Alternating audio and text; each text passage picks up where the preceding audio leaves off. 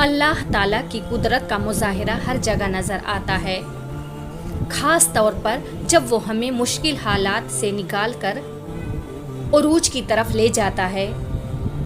ऐसे में हमें कुछ ख़ास निशानियाँ नज़र आती हैं। जब अल्लाह हमें मुश्किलात से निकालता है तो हमें सब्र का फल मिलता है।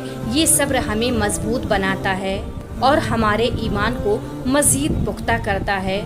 रब से जुड़ने के सफ़र में पल पल की आजमाइशें हैं, पल पल की रुकावटें हैं। अगर इस दुनिया में जीना इतना आसान होता तो फिर वो अल्लाह उसे आजमाइशों की जगह क्यों कहता। ज़िंदगी तो नाम ही आजमाइशों और मुश्किलात का है। इस रब को नेक लोगों की तलब नहीं, इसने तो बस ये जहां हम जैसे गुनाहगारों के लिए बनाया है, ताकि जब हम टूटे बिखरें उसकी बारगाह में जाएं तो वो अपनी शफ़क़त भरी रहमत से हमें ढाँप ले। याद रखो, आजमाइशें वक्ती होती हैं। जितनी जल्दी आजमाइश से मायूस होने के बजाय रब से लौ लगा ली, उतनी जल्दी आजमाइश से दस्तबरदार भी हो जाओगे।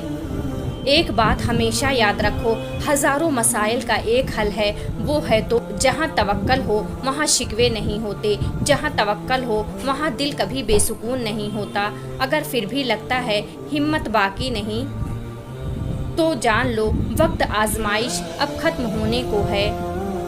अल्लाह ताला कुरान में फरमाते हैं कि मैं किसी भी जान को उसकी ताकत से ज़्यादा नहीं आजमाता हूँ।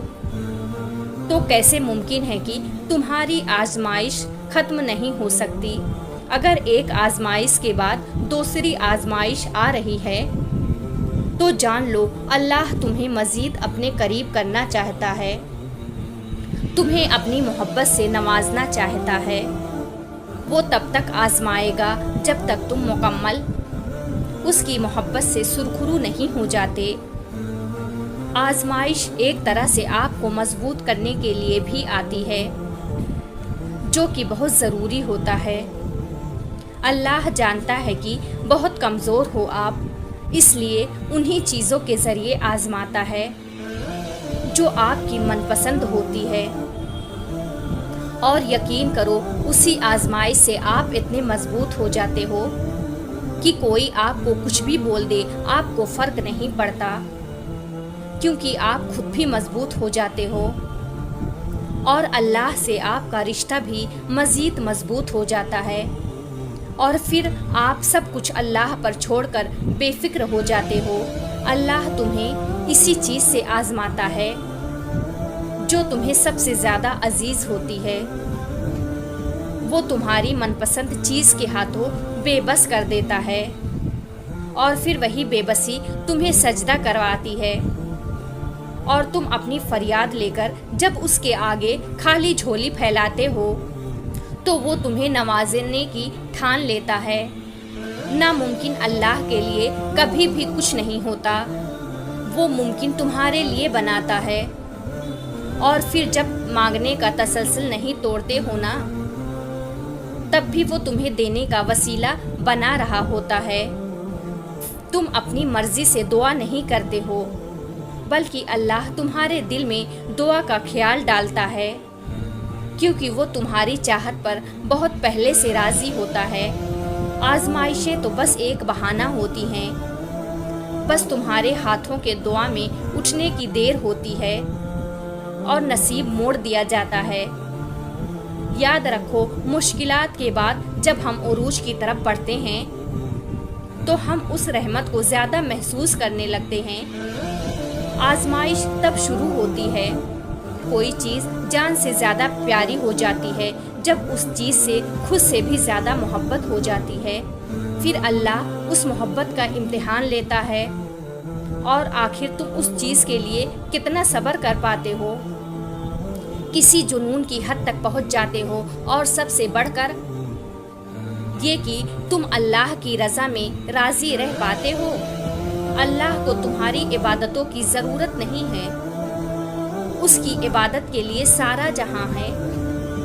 वो तो बस तुमसे मोहब्बत चाहता है। बताओ फिर जिस मोहब्बत का वो हकदार है तुम उसे दे पाओगे? आजमाइश तो मुख्तसर सी होती है, پھر وہ ہر چیز دگنی کر کے واپس کر دیتا ہے، مگر تم یہ بات سمجھنے میں بہت دیر لگا دیتے ہو، تبھی تو تم اکثر بے سکون رہتے ہو۔ امتحان تو تبھی ختم ہوتا ہے جب تم آگے بڑھنا سیکھ جاتے ہو۔ صبر شروع میں بہت مشکل لگتا ہے، کیونکہ ہم ان چیزوں سے آزمائے جانے کے عادی نہیں ہوتے جن سے ہمیں بے پناہ محبت ہوتی ہے۔ تب ایسا لگتا ہے جیسے دعائیں بھی بے بس ہو گئی ہوں، لیکن پھر جیسے جیسے وقت گزرتا ہے ویسے ویسے چیزیں بدلنے لگتی ہیں، پھر آہستہ آہستہ مخالف حالات بھی ہمارے حق میں ہونے لگتے ہیں اور دعائیں بھی یکدم قبول ہونے لگتی ہیں۔ تب سمجھ آتی ہے کہ صبر تو بس اس راستے کا ایک حصہ تھا جو ہماری پسندیدہ منزل تک واپس لے آیا ہے۔ ہم اجر کما تو سکتے ہیں، لیکن اس اجر کے ملنے کا وقت صرف اللہ ہی طے کرتا ہے۔ صبر صرف امتحان ہوتا ہے، ایسا امتحان جس کے بعد سب کچھ آپ کو ویسے ہی واپس لوٹا دیا جاتا ہے جیسے آپ سے لیا گیا تھا۔